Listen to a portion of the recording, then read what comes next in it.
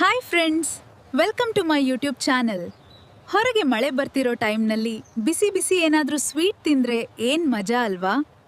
ಅದಕ್ಕೆ ಇವತ್ತು ತುಂಬ ಈಸಿಯಾಗಿ ತುಂಬ ಕಡಿಮೆ ಸಾಮಗ್ರಿಯಲ್ಲಿ ಮಾಡೋ ಬೆಲ್ಲ ಅವಲಕ್ಕಿ ಪಾಯಸ ತೋರಿಸ್ತೀನಿ.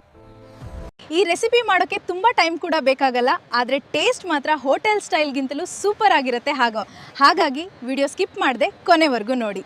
ಬೇಕಾಗೋ ಸಾಮಗ್ರಿಗಳು: ದಪ್ಪ ಅವಲಕ್ಕಿ, ಹಾಲು, ಬೆಲ್ಲ, ತುಪ್ಪ, ಗೋಡಂಬಿ, ದ್ರಾಕ್ಷಿ, ಏಲಕ್ಕಿ ಪುಡಿ, ತೆಂಗಿನ ಹಾಲು, ನೀರು.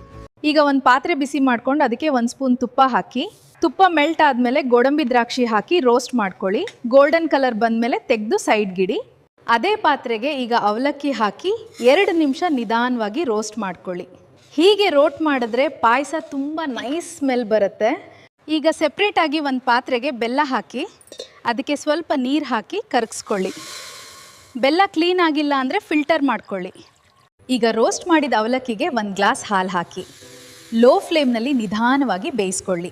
ಅವಲಕ್ಕಿ ಸಾಫ್ಟ್ ಆಗೋವರೆಗೂ ಮಿಕ್ಸ್ ಮಾಡ್ತಾ ಇರಬೇಕು. ಫ್ರೆಂಡ್ಸ್, ಇಲ್ಲಿ ಒಂದು ಸ್ಮಾಲ್ ಟಿಪ್: ಸ್ವಲ್ಪ ತೆಂಗಿನ ಹಾಲು ಹಾಕಿದ್ರೆ ಟೇಸ್ಟ್ ನೆಕ್ಸ್ಟ್ ಲೆವೆಲ್ ಆಗುತ್ತೆ, ತುಂಬ ರಿಚ್ ಫ್ಲೇವರ್ ಬರುತ್ತೆ. ಈಗ ಕರಗಿಸಿದ ಬೆಲ್ಲ ಪಾಕ ಹಾಕಿ ಮಿಕ್ಸ್ ಮಾಡಿ. ನಂತರ ಏಲಕ್ಕಿ ಪುಡಿ ಹಾಕಿ ಕಿಚನ್ ಫುಲ್ ಸೂಪರ್ ಸ್ಮೆಲ್ ಬರುತ್ತೆ. ಈಗ ರೋಸ್ಟ್ ಮಾಡಿದ ಗೋಡಂಬಿ ದ್ರಾಕ್ಷಿ ಹಾಕಿ ಮಿಕ್ಸ್ ಮಾಡಿ ಸ್ವಲ್ಪ ತಿಕ್ಕಾಗೋವರೆಗೂ ಕುದಿಸ್ಕೊಳ್ಳಿ. ಫ್ರೆಂಡ್ಸ್, ಈ ಪಾಯಸ ಬಿಸಿ ಬಿಸಿ ತಿಂದರೆ ಮಳೆಗಾಲಕ್ಕೆ ತುಂಬ ಸೂಪರ್ ಆಗಿರುತ್ತೆ.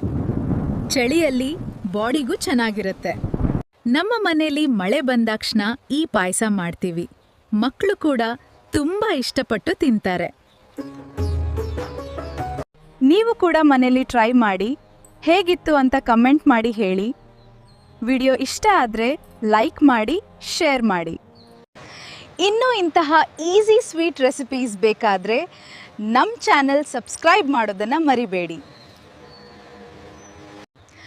ಸರಿ ಫ್ರೆಂಡ್ಸ್, ಮತ್ತೆ ಇನ್ನೊಂದು ಸೂಪರ್ ರೆಸಿಪಿ ಜೊತೆ ಸಿಗ್ತೀನಿ. ಬಾಯ್ ಬಾಯ್.